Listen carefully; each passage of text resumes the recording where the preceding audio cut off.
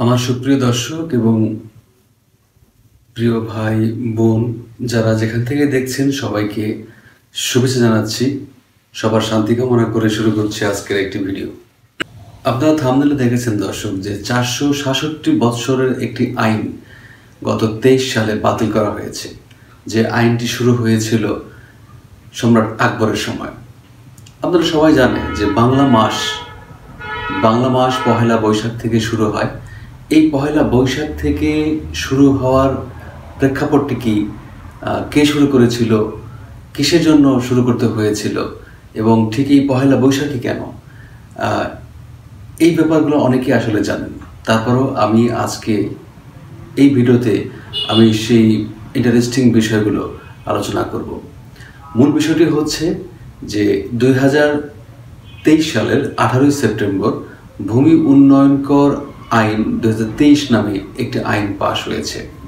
সেখানে বলা হয়েছে দর্শক যে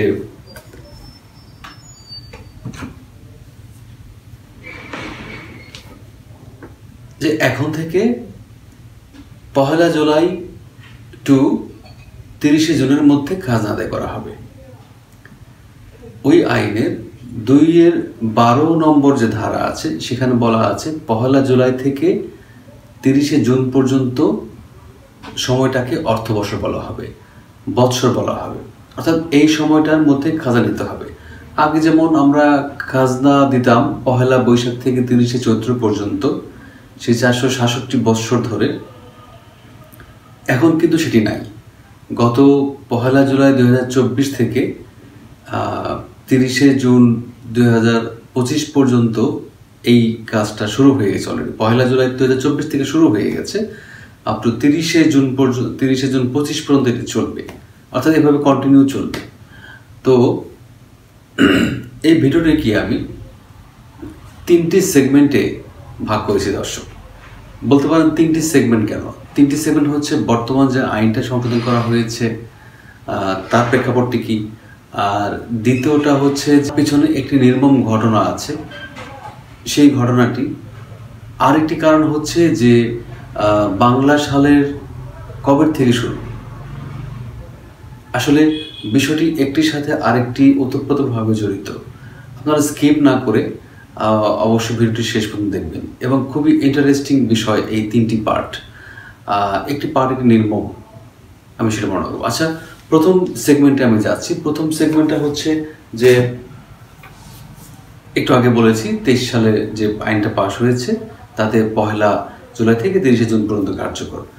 আর 7-এর 1 ধারায় বলা আছে এই আইনে যে 30 জুনের মধ্যে যদি খাজনা দেওয়া না হয় তাহলে জরিমানা ব্যতীত খাজনা দেওয়া যাবে না।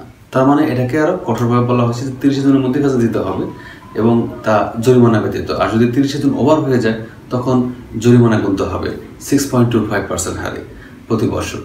আর একটা ব্যাপার হলো যে 9-এর 1 ধারায় বলা আছে যে 30 জুনের মধ্যে কেউ যদি খাজনা না দেয় তাহলে তার খাজনাটা বকেয়া হয়ে যাবে। অর্থাৎ এই আইনের 3টি স্থানে 30 জুন কথাটাকে এমফ্যাসিস বা জোর দেওয়া হয়েছে। অর্থাৎ আমরা এটুকু নিশ্চিত হলাম যে এখন থেকে 1 বৈশাখ থেকে আর খাজনা নেওয়া যাবে না। এখন থেকে 1 জুলাই থেকে 30 জুনের মধ্যে খাজনা নিতে হবে। দ্বিতীয় সেগমেন্টটা হচ্ছে, চলুন আমরা দর্শক একটু 466 বছর আগে চলে যাই। 1556 সালে আমাদের তৃতীয় মুঘল সম্রাটদের মধ্যে যিনি শ্রেষ্ঠ, মুঘলদের মধ্যে তিনি শ্রেষ্ঠ সম্রাট, তিনি হচ্ছে সম্রাট আকবর, তৃতীয় সম্রাট। তিনি 1556 সালে মাত্র 13 বছর বয়সে সিংহাসনে আরোহণ করেন। তার বাবা সম্রাট হুমায়ুন তিনি মৃত্যুবরণ করার সাথে সাথে তিনি আরোহণ করেন। তখন তিনি নাবালক ছিলেন, 13 বছর বয়স। তো তার যে গার্ডিয়ান ছিলেন তিনি হচ্ছে বৈরাম খান।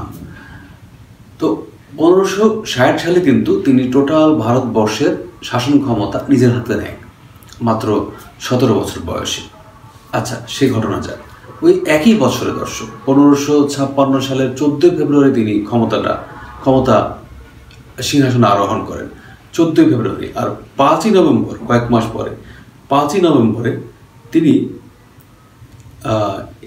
একটি ঘটনা হয়, সেটি হচ্ছে পানিপথের যে দ্বিতীয় যুদ্ধ, যেটি হেমচন্দ্র হেমু বা বিক্রমাদিত্য, যিনি শের শাহের সেনাপতি ছিলেন বা প্রধানমন্ত্রী ছিলেন, তার সাথে মুঘলদের একটি লড়াই হয়। সেই লড়াইয়ে কিন্তু মূলত হেমু জিতে যায়, কিন্তু কোনো দুর্ঘটনাবশত তার যে শরীরে একটি তীর বিধে, সেখানে হিমু যা হোক অসুস্থ হয়ে পড়ে এবং পরবর্তীতে ঘটনাক্রমে বৈরাম খান সেই হেমুর শিরচ্ছেদ করে, যদিও আকবরের সেটি মনোভূত ছিল না এবং তিনি তাকে মাফ করে দিয়েছেন। ওই দিনটাকে স্মরণে রাখার জন্য দর্শক, যে এই বাংলা সালটা চালু করা হয়, এই দ্বিতীয় সেগমেন্টের সাথে কিন্তু তৃতীয় সেগমেন্ট জড়িত।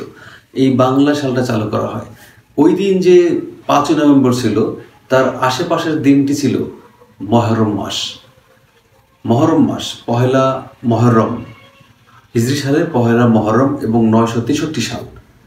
তো সম্রাট আকবর মনে করতেছিল যে একটি বাংলা মাস, এই স্থানীয় মাস, বাংলা মাস নয়, তখন বাংলা প্রচলন ছিল না, তারা ফার্সিতে কথা বলতো বা উজবেকি ভাষায় কথা বলতো, তুর্কি ভাষায় কথা বলতো মুঘলরা।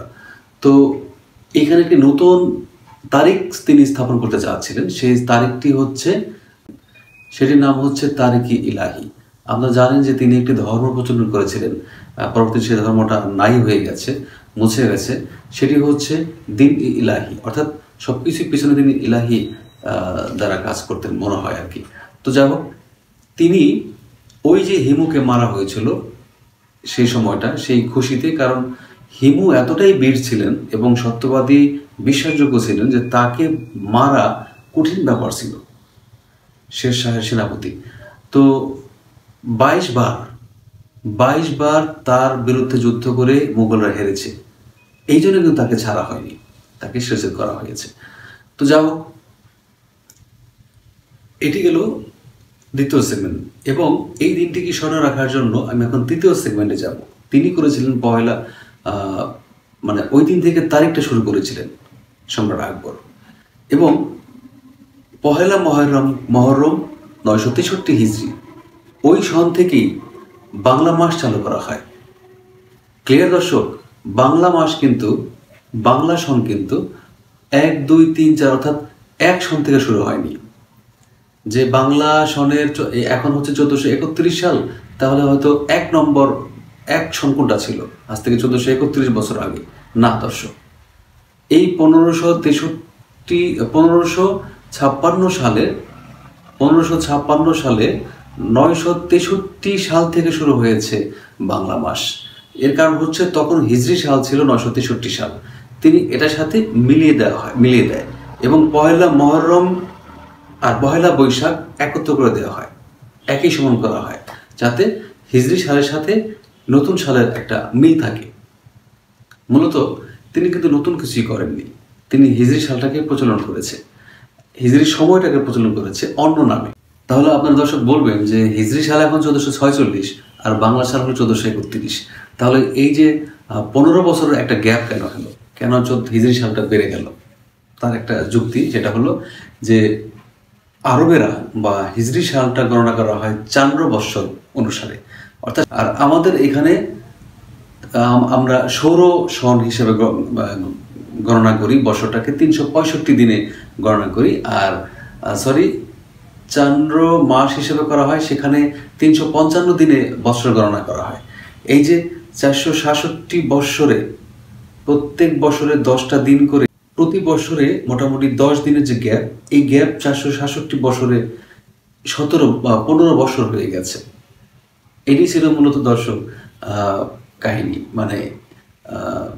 পার্থক্যের কারণ।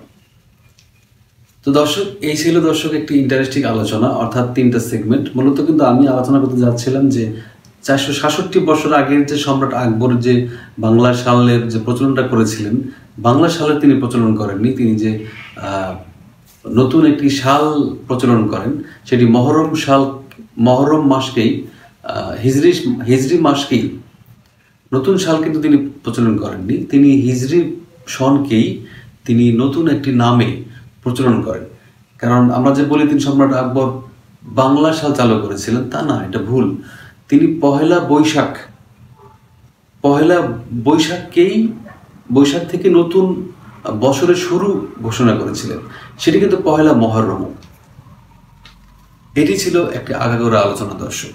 তো আপনারা সবাই এটা জানবেন যে এখন থেকে কিন্তু খাজনা আপনারা দিবেন 1 জুলাই থেকে 30 জুনের মধ্যে। এটি একটি মেসেজ, দর্শক। সবাই ভালো থাকবেন, সুস্থ থাকবেন, এই আশা করে শেষ করছি। ধন্যবাদ।